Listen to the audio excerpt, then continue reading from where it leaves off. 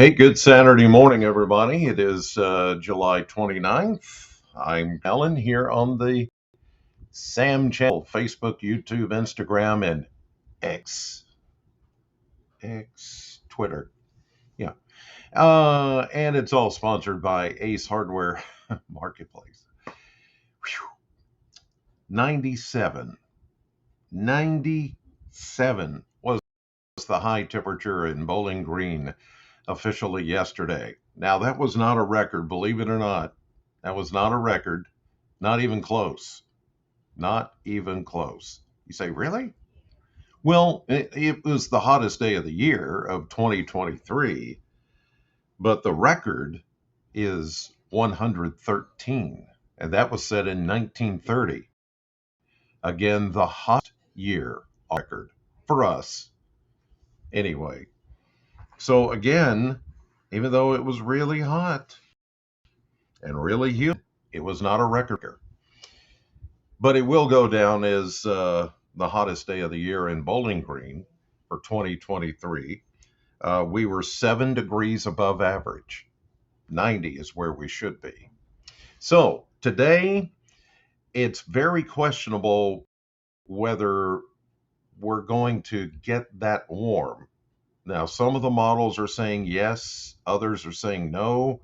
We already have some shower and thunderstorm development, which is why I'm not very confident that we're going to see that kind of high temperature today. Now, some maybe will get close. And so the heat advisory does continue for a good portion of the area, mainly this morning. And it all depends on the timing of getting showers and thunderstorms in here, as you can see on radar as of 6 a.m. on this Saturday morning.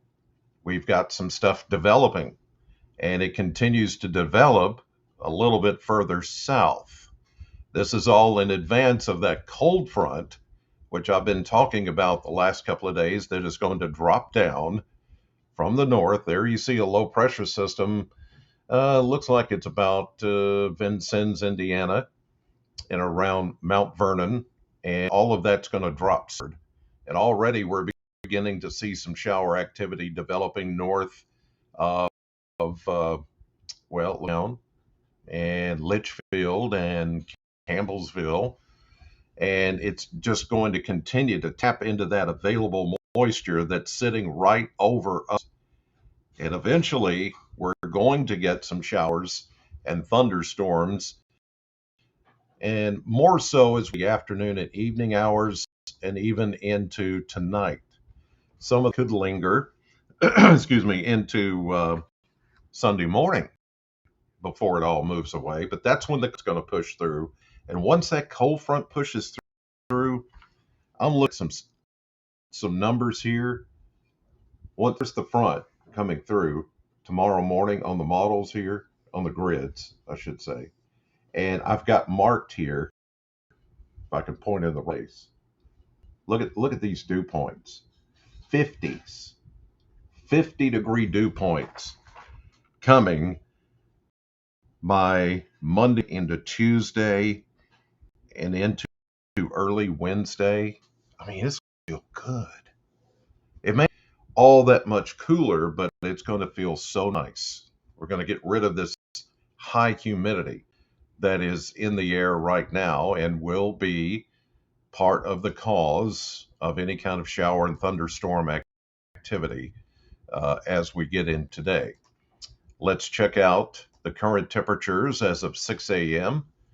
here on the Kentucky Mesonet, and they're quite warm. There's an 80 in Boyle County. That's Danville. Look, there's an 81 in Lebanon, Kentucky, in Marion County.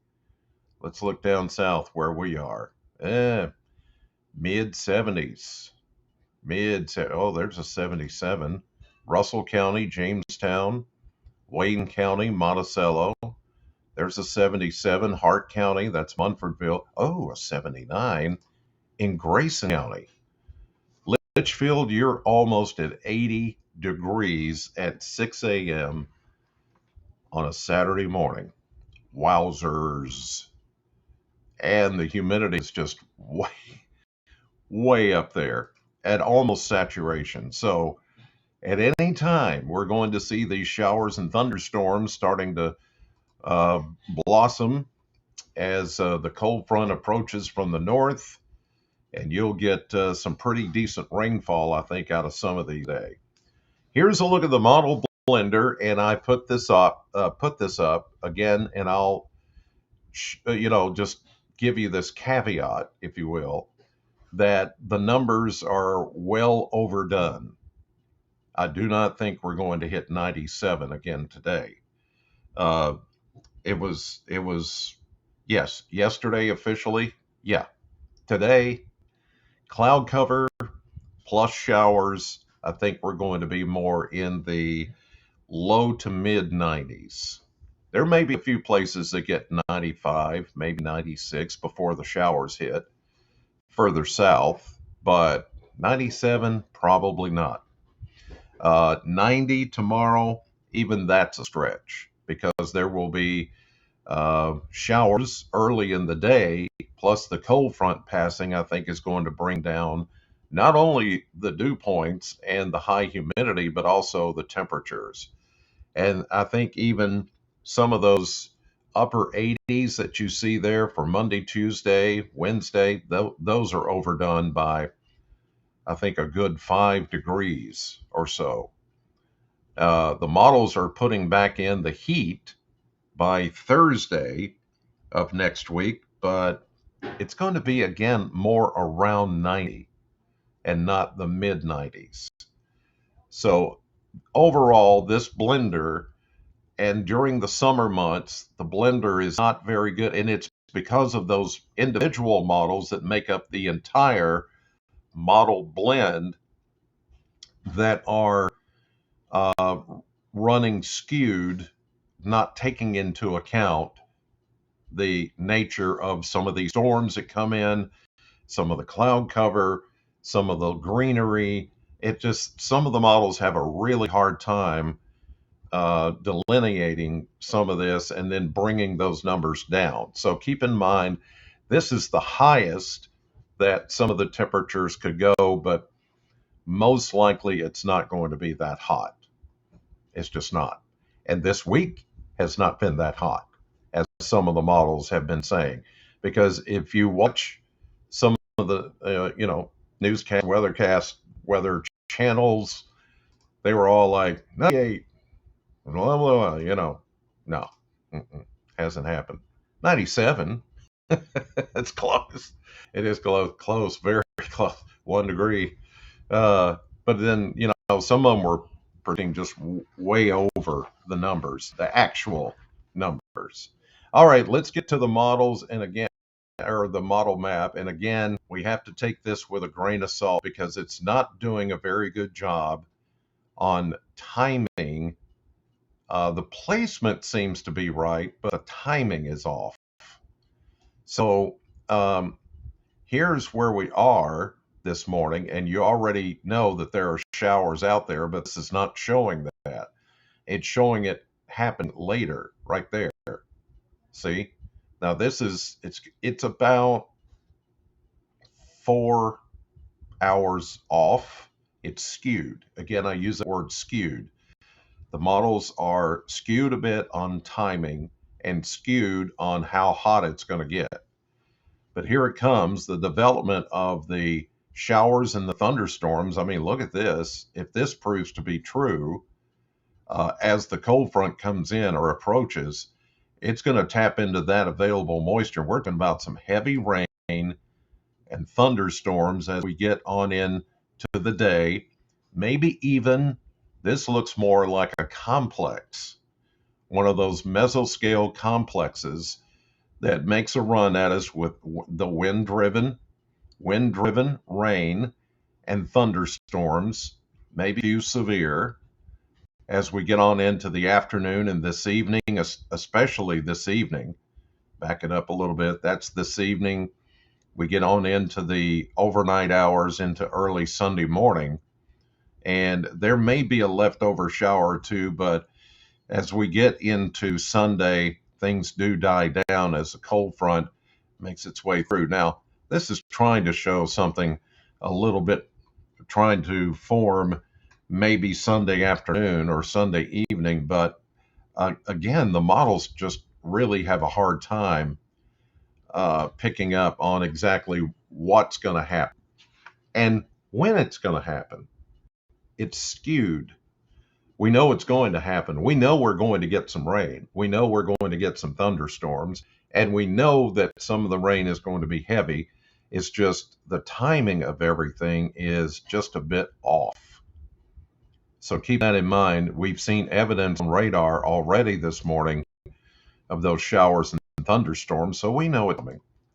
Here's a look at the severe weather threat. There is a marginal level 1 threat, and you can see how it's kind of bowed. You know, it's got that kind of U shape to it. That's indicative of the cold front starting to push southward, and that's where the best setup will be for possibly a few severe thunderstorms. But I think overall, the heaviest or the main threat should be heavy rain, potentially heavy rain across the area.